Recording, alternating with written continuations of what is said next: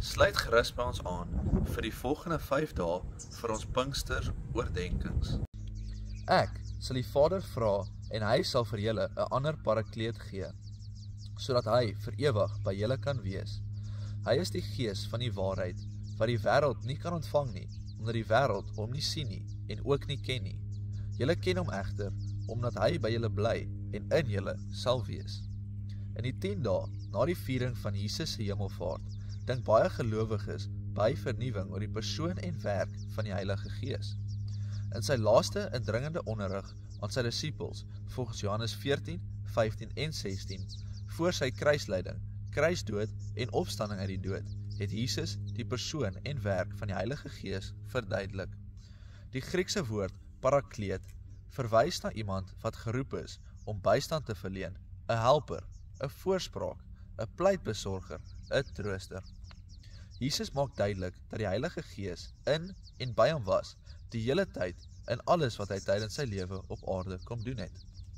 Toe Jesus die eerste keer in Nasaret op die Sabbatdag in die sinagoge gepreek het, haal hy die woorde van Jesaja 61, 1 en 2 aan en pas dit op homself toe. Die Gees van die Here is op my, omdat hy my gesalf het om die evangelie aan armes te verkondig.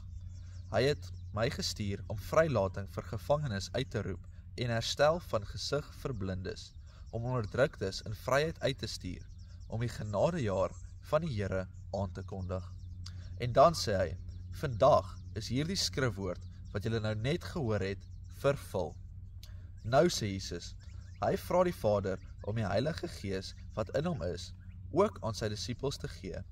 Die Heilige Gees is die lewenslange metgesel, ondersteuner, bemoediger, raadgewer, bestuurder en vertrooster van Jesus.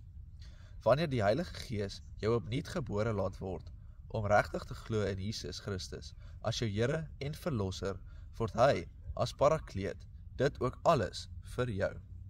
Kom ons bid saam. Here God, dankie vir ons parakleet, ons helper, voorspraak, pleitbesorger en trooster. Dankie dat u beloftes ook vir ons is, u kinders. Dankie dat ons kan glo in Jesus Christus as ons Here en Verlosser, dat ons nooit alleen is op hierdie aarde nie. Ons prys u grote naam. Amen.